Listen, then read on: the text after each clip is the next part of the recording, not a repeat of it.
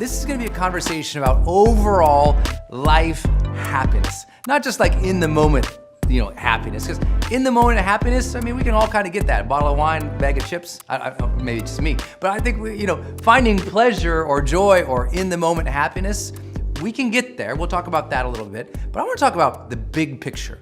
How do we know what will give you enduring happiness? Happiness that you'll self-report throughout your lifespan that, yeah, I have a happy life. It's different than sometimes just in the moment happiness. It has to last longer.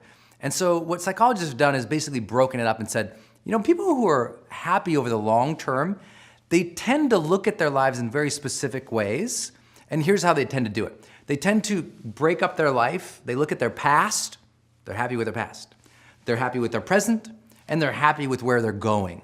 So they kind of break it up into time zones, right? Past, present, and future. And here's what we found in each of those areas. If you look at your past in this specific way, you'll be more happy.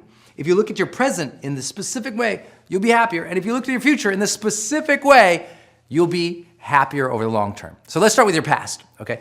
Most people who are unhappy over the quality of their life over the long term, it's because something in the past, they're really hung up on it.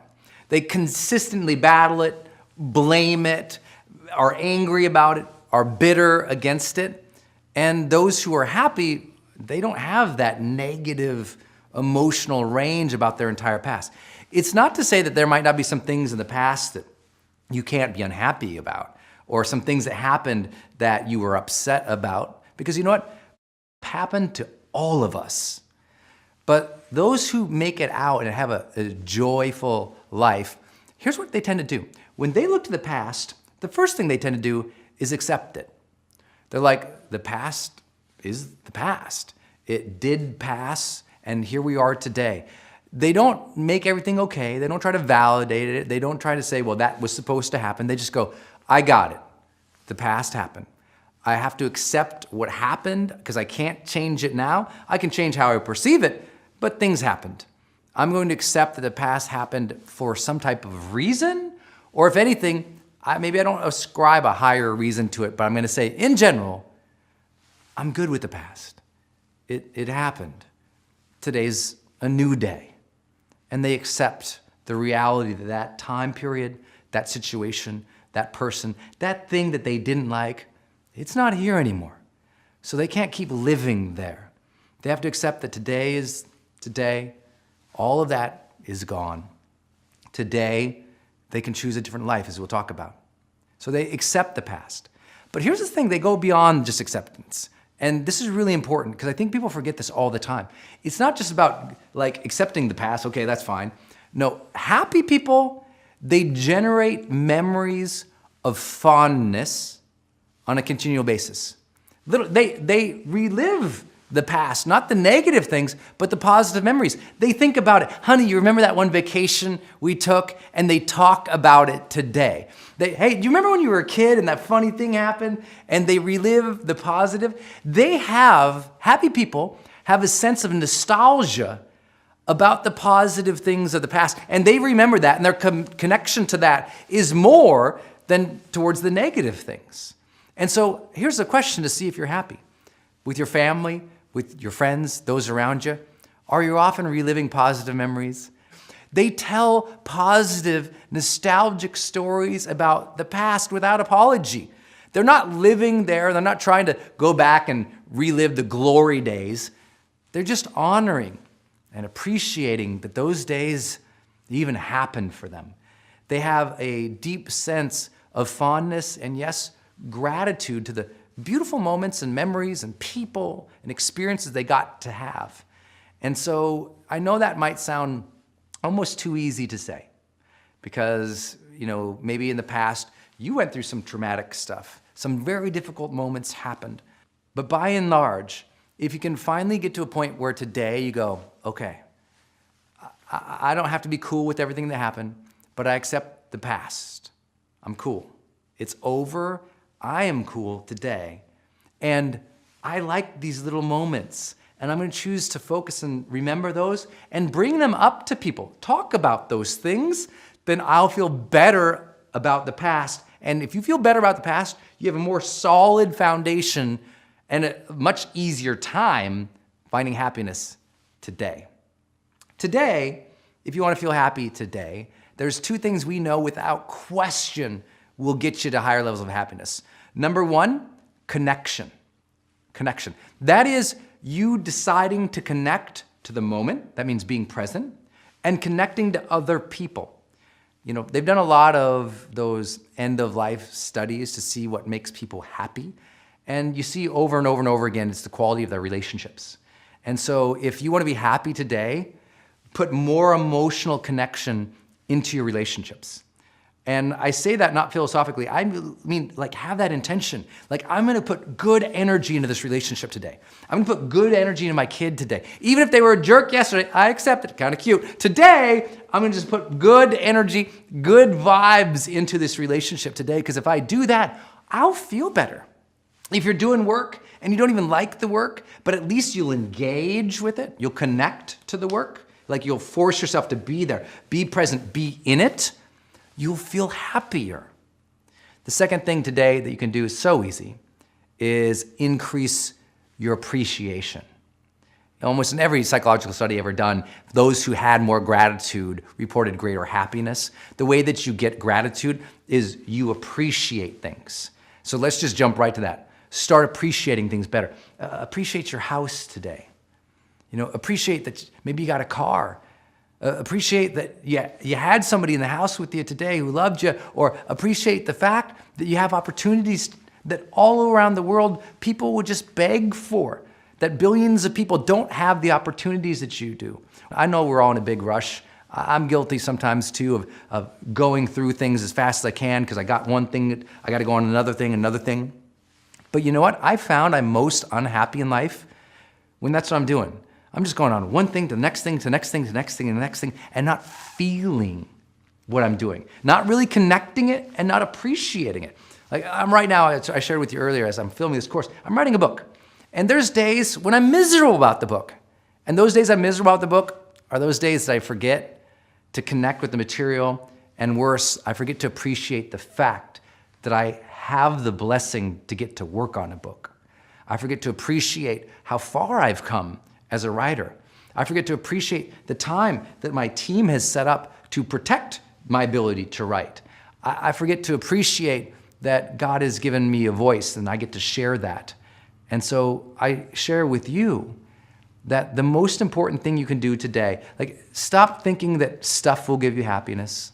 Stop thinking that you'll achieve something today that will give you happiness. The only thing that's gonna give you happiness today, connection and appreciation. So connect to the moment, connect to other people by putting positive energy. Remember, bring the joy, and then appreciate the little things, all the little goofy things throughout the day. Appreciate the opportunities that you have. You'll start to feel much happier, I promise you. Those are easy, quick wins in the moment. And then what we know for people who have the highest ranking of happiness, they look to the future in a unique way. And there's two elements there that they're usually looking towards. One, they're enthusiastic about something in the future. They're not optimistic. Optimistic would mean, you know, I believe stuff in general from today will turn out well. I believe that tomorrow is going to be good. Happy people are enthusiastic about something specific tomorrow or in the future. Very specific. They're enthusiastic about getting to do that project or complete that project. They're enthusiastic about that wedding coming up. They're enthusiastic about that thing gonna come out. There's something they look for. It's very specific. It's not a general optimism, though that also has been shown very, very high in correlation to happiness. One of the highest rankings, being optimistic, thinking things will turn out well. But really happy people, when they talk about the future, there's something specific they're excited about. So I ask you, what could you be excited about for tomorrow? What's hanging out there that you haven't allowed yourself to believe in and get stirred up about? Because, you know, we're so scared of being disappointed that we destroy our happiness. We say, I don't want to get enthusiastic because it might not go well. And so we cage ourselves into an unsatisfying life. If you want to be happy again, you have to open yourself again to the idea that things can be great. You got to open yourself again to that hope, that optimism. You got to open up yourself again to the possibility, yeah, you might be disappointed. But here's the thing, I always tell people, what would you rather experience?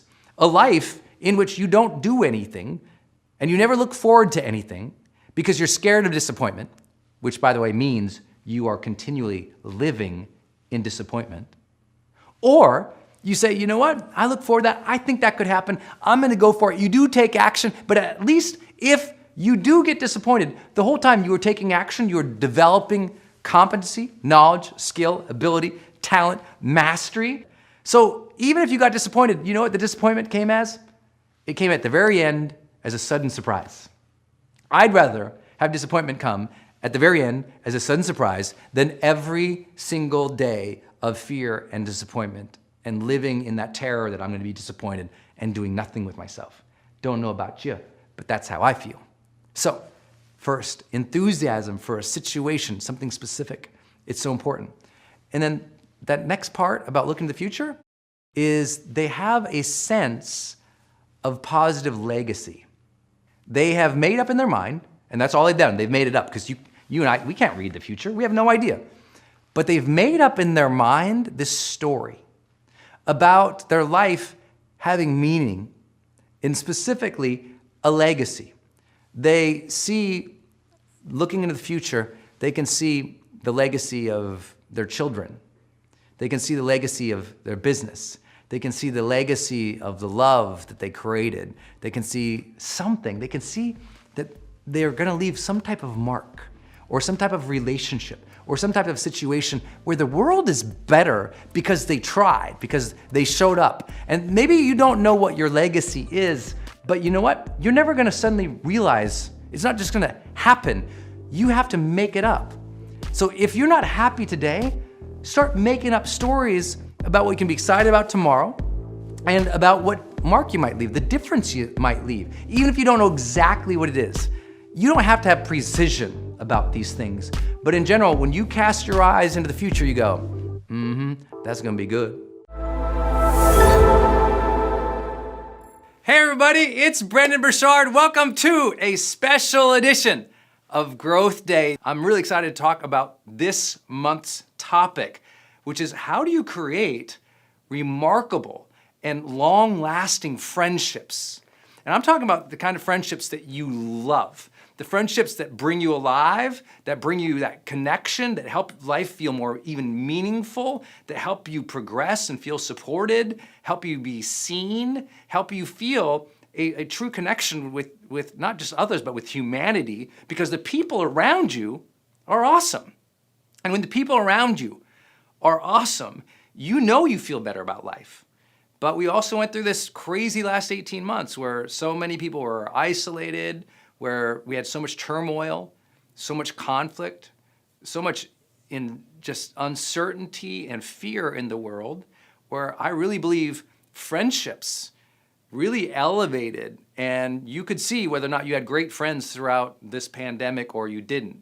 You were able to see whether or not you got the support that you needed, whether or not you were able to maintain your sense of vibrancy in some of those times of aloneness, whether or not you had people who cheered you on when you decided to make a transition, start something new, or the kids left the house, or you got sick, or something was going on that was difficult in your life. We look to our friends. And I think that this is a very undervalued conversation in mental health.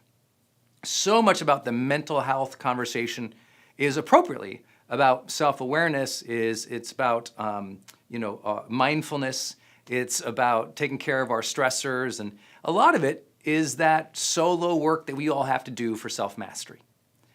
But I can tell you that the great universities of the world, the psychology department is right near the sociology department because they go together.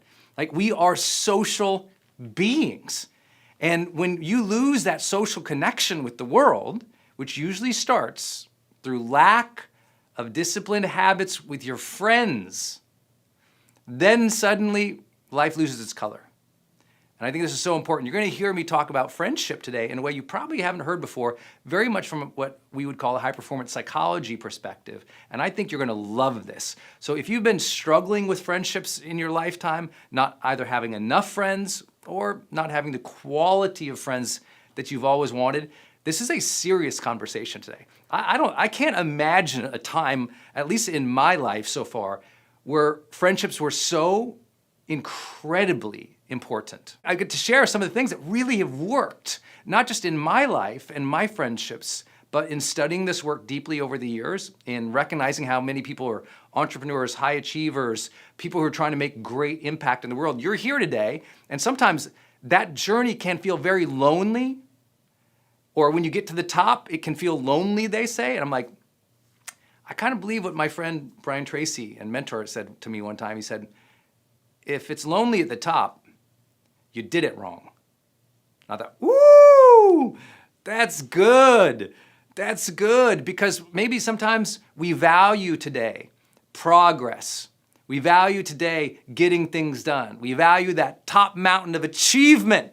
And then we look around and go, oh, nobody really knows me. I don't feel a connection to others. Yeah, I got the thing, the house, the car, the bank account, the accolades, the Instagram page, and all of a sudden though, something's missing. And friendship is one of the greatest vehicles to the real psychology of well-being that we talk about here at Growth Day. And I'm going to share with you a secret today, just a simple phrase. You're going to go, oh my gosh, that's why my friendships aren't going right.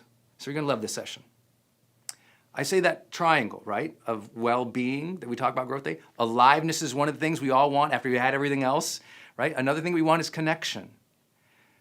We're not after casual friendships here today. We're at like, how do I create authentic, deep, trusting, vulnerable, fun, real relationships? Because how many of you have ever had friendships that turned out to be fake? You thought you had a good friendship and that thing turned out to be not so good or poisonous, or, you know, somebody like they weren't loyal to you as a friend, or they lied to you, or, you know, something went wrong. You thought, what? How could that happen in that relationship? And I always tell, like, friendships are a science of relationship, right? It's about how you create relationship with others. And I'm going to give you, again, a phrase that will really help you with this today. And then if it's true that we want aliveness and connection, this triangle, another thing that we want is meaning. Well, meaning isn't achieved just by living your purpose each day in your own head. Meaning is achieved through a social relationship network. My sense of meaning is, do I feel connected to the world? And the world isn't an abstract thing. It's not like I feel connected to the oak tree. It's like, no, I mean, did you make your difference in the world? That's going to be served and answered through your social impact, your relationships with others. And I have to tell you, I've been coaching people for 20 years of my life now, and a lot of people have one friend. You know, in the United States, unfortunately, the number of people with 3 good friends has declined over the decades. You're like, 3 good friends? Oh, we got to talk about that, because some people stumble into friendships or hope for friendships. Just like some people hope to have a loving relationship. Just like some people hope to have a good job. Just like some people hope that, you know, they get healthier. And then there's strivers who take life a little bit by the reins and say, no, let me architect that, let me build that. And I'll give you my own examples today of where I sucked at friendships. And I had to learn, how do you do them? And how do you create them? And once you know how to create and craft them, life really opens up for you. And it becomes not just more alive and connected, but more meaningful. Like a sense of meaning happens when we have a tapestry of social relationships that are real and impactful. And then, of course, in the middle of that triangle, you always see me draw out growth. That your friend should be lifting you up, not pushing you down. Your friend should be inspiring you, to get better. Your friends should have your back, but also be willing to challenge your face. You know what I'm saying? Like your friends are and should be one of your primary growth drivers in life. Most people choose ambitious goals to be their growth driver. Oh, I'm gonna do something that's hard, or I'm gonna try to achieve this amazing thing. I'm gonna try to become a millionaire or make this difference or build this company or have this type of family. And it's this external climb, this thing they're trying to achieve. And too many people forget, it's like, actually, one of the best drivers of growth isn't your job, isn't your goals, it's your friendship circle. And when your friendship circles make you a more alive, deeper, caring, thoughtful, authentic person in the world, I'm telling you what, guess what? At work, you're better. At home, you're better. Your art gets better. Your sense of life lifts. Let me share with you what I really believe to be the two central problems of friendship. Okay, the two central problems of friendship. The first one is a failure of each of our own. Like, I'm just taking this on myself as well. It's like we fail in life to realize most of our friendships were assigned, not aligned. Most of our friendships were assigned, not aligned. What I mean by that is many of our friendships happen because group assignment, right? Think about it. Some of your best friends, where'd you meet them? School? Your neighborhood? Some other affiliation, maybe at work? Maybe in a group that you joined? So it was like, oh, we showed up somewhere or we were assigned somewhere and there was that girl who sat next to me in class. We became friends. Or, oh, I worked with this person at work. And we were coworkers. We became friends. And these are kind of like assigned friends. And I know that sounds really weird to say, so bear with me a little bit. I don't mean that the manager like, you're gonna be friends here. What I mean is, because of your group, your affiliation, or where you were, you kind of met people there, and by default, by you being a good person or communicating or doing stuff with them, you kind of became friends. Versus, that's like an assigned friend. It's like, oh, because we were here, we became friends. Versus an aligned friend, which is, oh, I'm an adult now.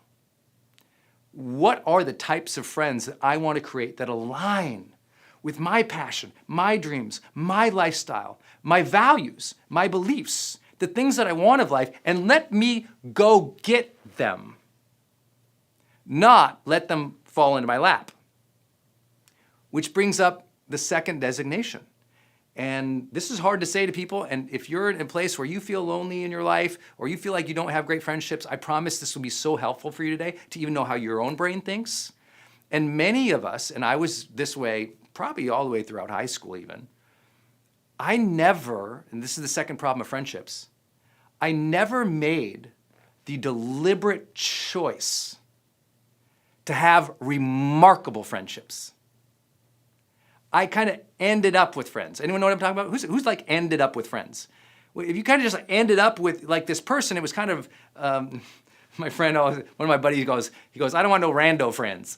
And it was like random. Now, I love random. I love the universe. I love God. I love coincidence. Listen, I read the Celestine prophecy. People are glowing out there for me. I believe in that coincidence stuff. But I can also share with you, like, if you just allow randomness in your life all the time, you'll always feel a sense of mediocrity too. We have to stretch. We have to choose our life. And to choose our life, we have to be deliberate and go, what kind of life do I want? I would like you to learn to architect your ideal friendships. And can you get all of them, and will all your friendships be perfect? I'm not that guy. I'm not here to promise everything's gonna be sweet and perfect and peaches in life. I am here to suggest, though, that if you haven't deliberately chosen the types of friendships that you want, That's a problem, especially if you're an adult, right? And that's the thing is, we're not encouraged to do that. Think about how much time people were feeding your ears with the idea you had to be really thoughtful about the career you choose. How many of you ever had more people tell you more times about be so thoughtful about the school you choose, the career you choose, but no one ever said as much, be very thoughtful about the friends and the friendships that you build. And that's why we have a lot of high-achieving people who are lonely their whole life. Well, think about your career. What are you going to be one day? Very rarely, what's the type of social network you're going to build around you? What's the type of friendships you're going to architect? What are you going to be proud of in terms of your friends in the future? What do you want your friends to achieve? What do you want your friends to experience in life? Not just what they give you, but what are you going to give out too? What kind of friendship do you want to create and experience? How do you want your friends to actually interact with one another? Have you ever thought about that? We spend so much time, if you're a parent and you have 2 kids, you're so worried about how they interact, right? I know people who've never even thought, how do I want my friends to interact? I mean, they might think, you know what, we shouldn't put them in a room at a party because they have this history, that background, but very few people are like, I'm going to actually teach my friends how to be friends with one another. Now, I know some of you might be like, this guy sounds like a control freak. I'm like, I am, but I'm a happy one. You know what I'm saying? I think this is such an important area to architect. Most friends have never talked about how to be friends. They just go, you want to go to lunch? They go to lunch. They talk about the weather, the waiter, the food, what's going on. They leave. And there's no architecting. There's no, I think of like social systems are things that can be shaped. You all think like at work, right? How much we talk about at work, building a culture. More books and more people have spent time on this conversation of building culture at work and never the culture of a friendship. Isn't that weird? I don't know where along the line we lost the conversation and the desire to choose to build awesome friendships and a culture of friendship.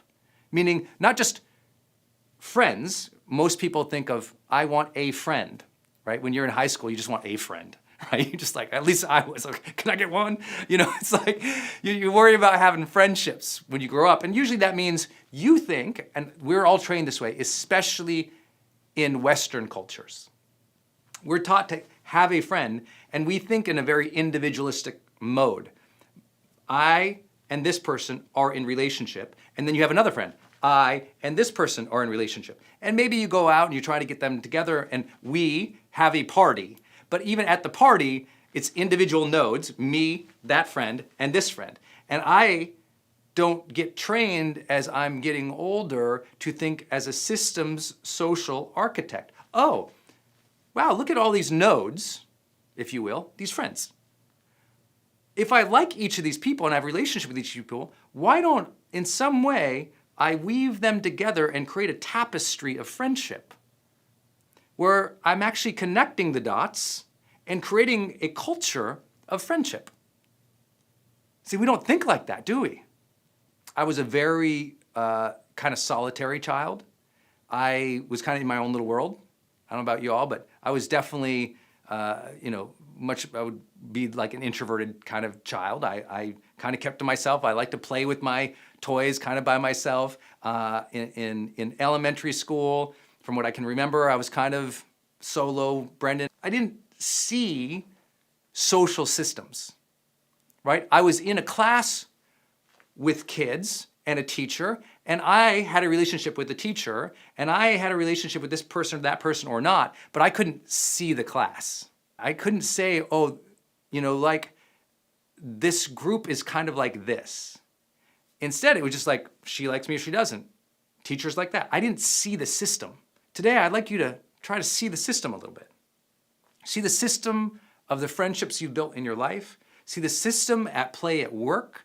See the system of your culture or your nonprofit or your company, when you can start seeing a bigger picture and get out of your head a little bit, now something happens. There's connection, there's community. See, everyone says, I want community. I'm like, well, you can't be an individualistic person in the community forever. You have to elevate to seeing the system. If you'll never be a community member or an effective one or a helpful one if you can't get out of your head. Well, I'm saying that not as judgment to you, that was me. So there's no judgment here. If you don't have friends, I'm telling you my story too. I was a solo person. I was in my own head. I couldn't see the class. I couldn't see the system. And so I felt apart. And because I felt apart and I couldn't see what was happening and I didn't know how to engage, I was lonely. And then when I finally made a connection with a friend, that friend became my life. Later on, that perpetuated into, some of you guys know my story of my first breakup with my high school sweetheart. I was destroyed because that was my one person, right? That was my one node in the world. And then when that relationship fell apart, I fell apart and became depressed and suicidal. And so how we relate with one or multiple people can completely shape our mental health. I know you already know that.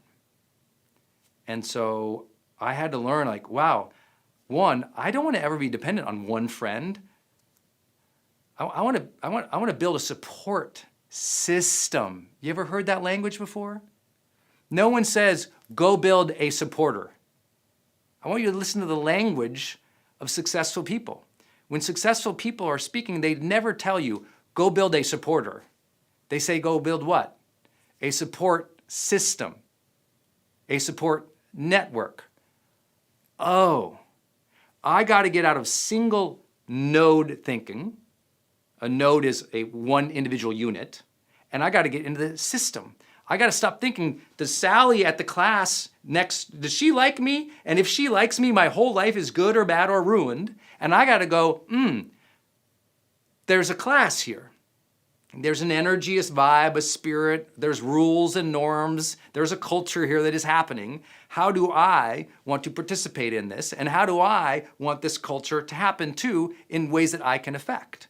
What do they want? And we all have to start thinking about that more in a society in which we're supposedly connected, but we've actually become individual nodes in the network.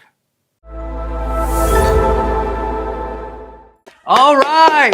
Hi, my friends. It's Brendon Burchard, founder of Growth Day. And today we have a special session on the topic of improving your relationships. So if you are in an intimate relationship, you have a partner, you have a spouse, you have someone you're dating, and you're trying to improve that or set that relationship up for great success, this is the topic we're taking on today in Growth Day. One of our most requested topics, because clearly we've all learned over the last year and throughout the pandemic how difficult it was to have great relationships. If suddenly now you're locked in the house with somebody or you had distance, how do you create a great relationship is something I think we all want.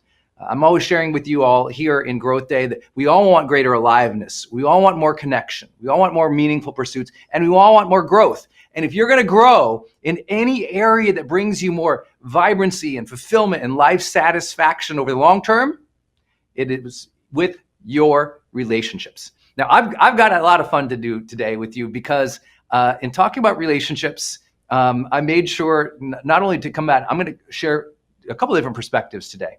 One, I'll definitely share the research. If you know my work now, it's 25 years studying personal development in depth, including psychology, neuroscience, sociology, behavioral economics, the whole 9 yards, to understand what is it that helps people become higher performing and create greater well-being and relationships. That's what I do, right? So a lot of research I'll share with you here today, but also kind of a little bit magical, hopefully. I'll share my own personal perspectives in dating, in relationship, in marriage. I'll also share with you Denise's. So for those who've been through Transformation Week or have ever taken some teaching and training from Denise and I asked her literally this morning for her list of most important practices that have kept us sane and happy for all these years, going on 18 years. And just like anyone else, ups and downs, challenges in relationships, they are not easy.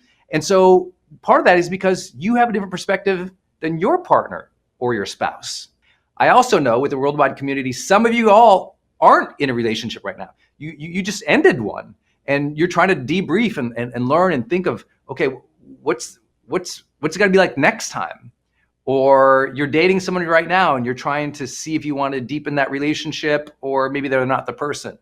Some of you are like, dude, I don't want a relationship right now, but I'd sure like to know this stuff to help my friends. So I'm always telling what to do over coffee. So wherever you're at, I'm going to make some assumptions today, because this is literally a seminar on how to improve your intimate relationship. I'm going to use the terms partner or spouse a lot today. I'll kind of default to partner, because maybe that partner is someone you're dating and you're deep in that relationship, you're just starting, or it might be a spouse that you're with and maybe you like them or you're trying to improve it. Wherever you're at, it's okay. I've had ups and downs in my relationships my whole life. I know it is not an easy thing. I'm not here to preach to you. I'm here to say this is such an important area of your life. Get this better and everything gets better, right? You know that when your partner, your spouse, your significant other, when they are happy and fulfilled and you are happy and fulfilled, there's a greater flow and magic of energy and love between you. And so it's always about, okay, let me own my stuff and let me help this person in my relationship. Let me support them and cheer them on too. And so I'm going to share two different perspectives. I'm going to start with one that is kind of the double-sided coin that makes relationships so hard.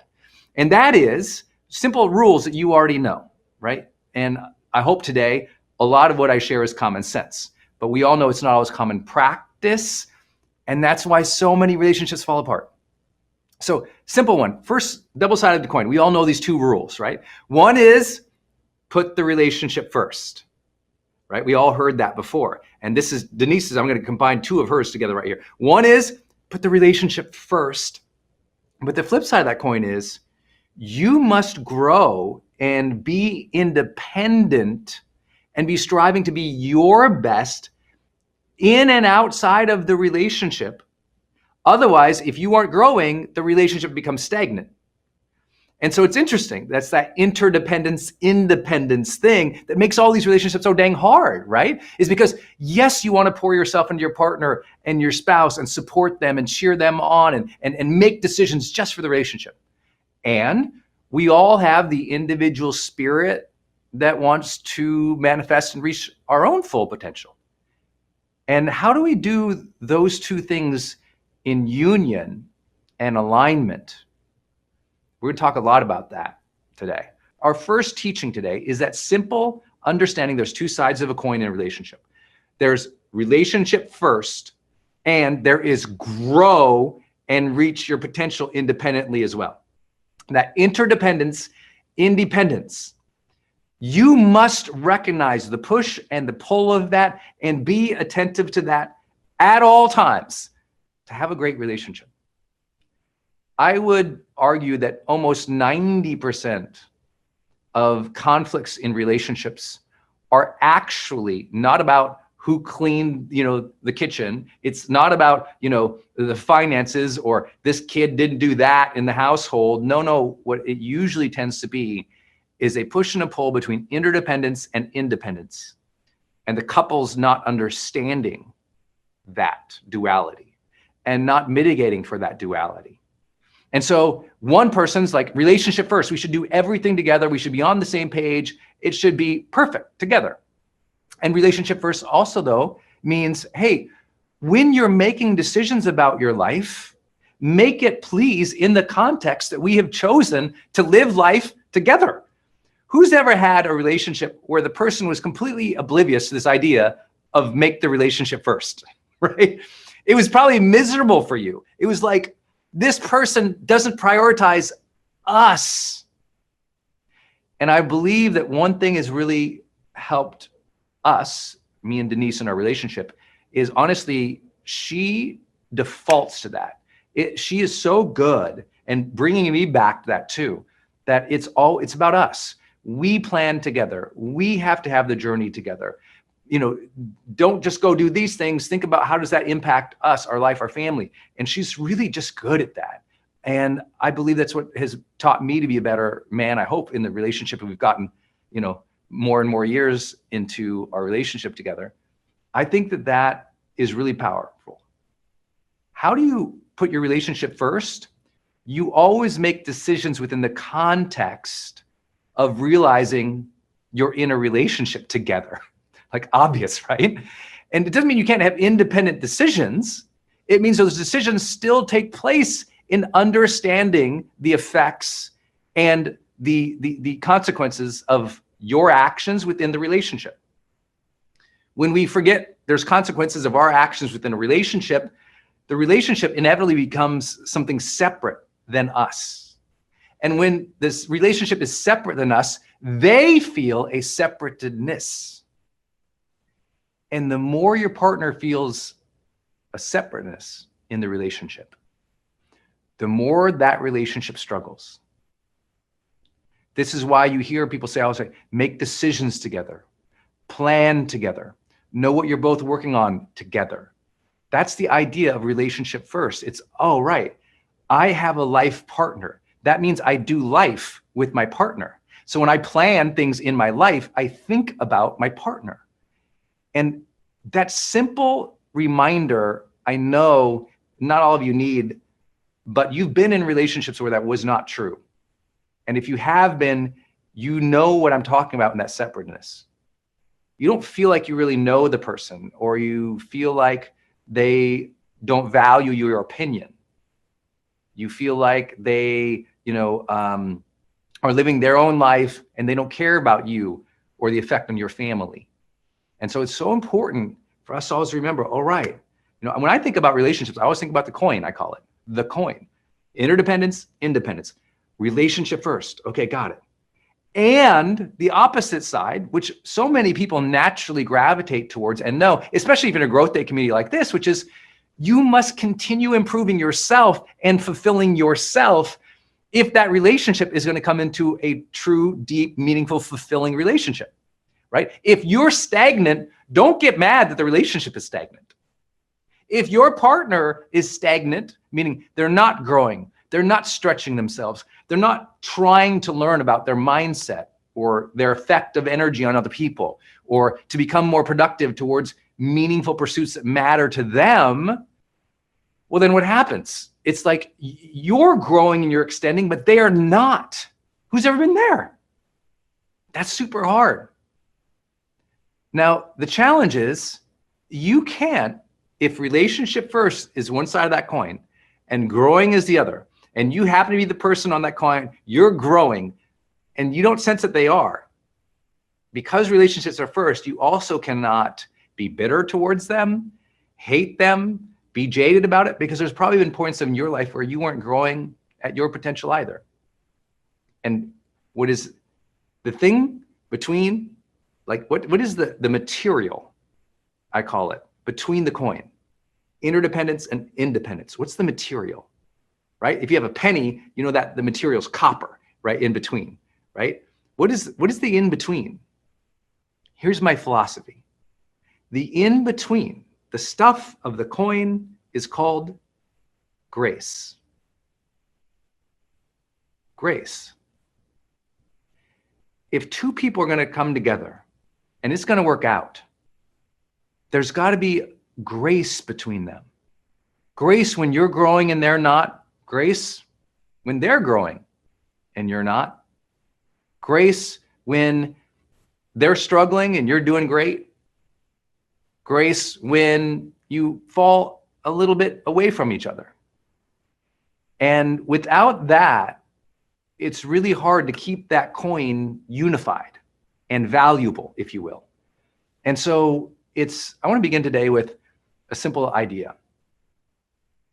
I know, after teaching about relationships literally for 15 years, and I've been blessed to coach some of the highest level couples in the business world and some of the highest level Olympic couples. I've worked with couples in every possible scenario that you can imagine, from new parents to people who've chosen not to have children, to people who are just trying to finally create depth and meaningfulness in a new relationship, I can share you 15 years of coaching.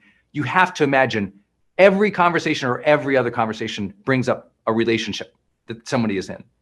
And what I have seen over and over and over again when either teaching or coaching on relationships is your, or the listener, the student's immediate impulse to judge the other person. So as I'm teaching today, it's very easy. Oh, my husband, he's like this. My wife, she's like that. And you're immediately, like, as soon as I start teaching about something, you immediately cast the other person as the wrongdoer. And if we're going to explore relationships today, no, the material in between interdependence and independence is not wrongdoer. It's grace. If you want the relationship to improve, if you want the relationship to deepen, if you want that thing to feel better, no bitterness here, no judgment here. I always say, judge less, feel better. Okay, let's not judge our partners or spouses here. Let's educate, let's learn, let's explore how we think. You can't control them. Maybe you're lucky and they're watching with you, and some of you are doing that. That's great, you know. But if your partner or spouse isn't here with you right now, don't make this a judge session on them, even if you're in turmoil, even if they feel separate, even if you're fighting. I want you instead to say, let me explore my relationships with openness and grace. Let me be accountable for my stuff, think through my stuff, and not make this a session of they're bad and they're the wrongdoer. Because I promise you, as soon as you make your partner or spouse the wrongdoer, life gets hard. That relationship struggles.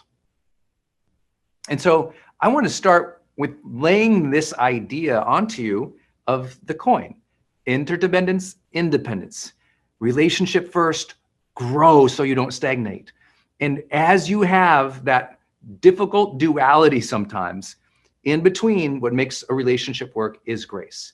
That means understanding, compassion, forgiveness, openness to the other and their life amid your relationship. I hope that helps. That's the first idea, the coin. The coin, man, the coin.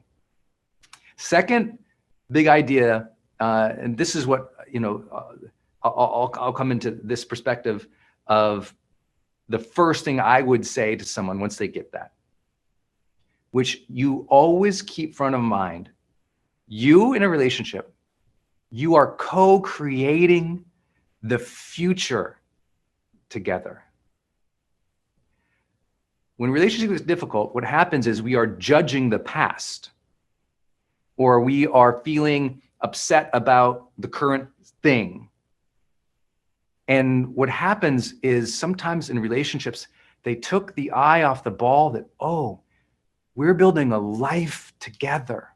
We are co-creating a future in which we are both happy, fulfilled, cared for, loved, excited. It won't be perfect, but it will be better than today. That's what we're doing. We're building our ideal future today, even when it sucked today because the kids, you know, did this all over the house and this finance situation over here, and I'm having this trouble, and she doesn't understand or he doesn't understand, and you're in that place where they don't get it. Oh my God. Okay. This is a time to reorient and be like, oh, right. I'm not here to be angry about the past. I'm not here to be upset about right now. It's like, oh, we're on a project together, building the future. You know, it's so funny how people sometimes have some complete behavior that is different at work than at home. And obviously these are two different things. But so many people, you know, if they're at work and they're working on a project, they have to deliver something amazing to a client, right? They collaborate, and if there's a problem, they solve it, they move on, and it's kind of like solve, move on, because what are we trying to do? We're trying to deliver this thing. You're trying to deliver a future for you and your family together. You're trying to co-create something that is better and more beautiful than you could even imagine now. I've been very lucky to do hospice work in my life and be with people and their families at the end of their lives. And you and I both know that in those moments towards the end, relationships really matter. And I've been with couples in those last days and moments. And the beauty of a couple that has built a good life together in those last moments, it's incomparable. The solace, the peace, the reverence for life that happens when a couple built a good life together and they get to be together or support each other in their last weeks or months or years of life. It's really an incredible sight to behold. It's very humbling. It's very humbling. It was always a reminder to me, is like, they built a good life. So at the end, they're handling this well. They feel fulfilled and grateful to have had each other. It's really, if you haven't been with people towards the end, it's super hard to explain because it's so magical.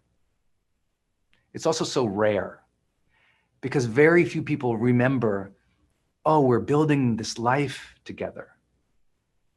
I've officiated some weddings with some friends, and oh my gosh, I've been to so many weddings, I can't even count. And I always try to think about the couple in the future. What are they going to be like? What do they desire?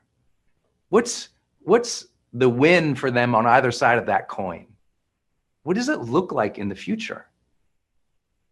Maybe today, if you've been struggling in a relationship or you came out of one and things just weren't good, maybe today is that day you go into your journal and growth day and you actually spend 20 minutes, 30 minutes, an hour writing about what would be that future relationship that you want or you're willing to create with your partner, your spouse, or somebody new in the future. What does that look like? Because you're co-creating the future together. That's so powerful. I think of some of my favorite times in my relationship with Denise, and it would be times when we were, we were working we had separate careers, but we were like on the same page because we're going to go, buy this dream house, and she's going to design it, and I'm going to, do these parts and we're going to take on this project together to move somewhere or to start this thing or to open this business or to try this new adventure. And it's like this future oriented thing. Maybe you have that in your own life and your spouse, your partner, when you're going to go on vacation and you plan the vacation a little bit together and you both kind of get excited about it together, because having a compelling future about your relationship, that opens the heart. When you see nothing but a dead end and an awful day again tomorrow and the next day and the month after that, you and I both know how bad that feels. And so we must, no matter how difficult it is, reorient ourselves to an idyllic future together and do the hard work to get there. It's not just about co-creating the future, though.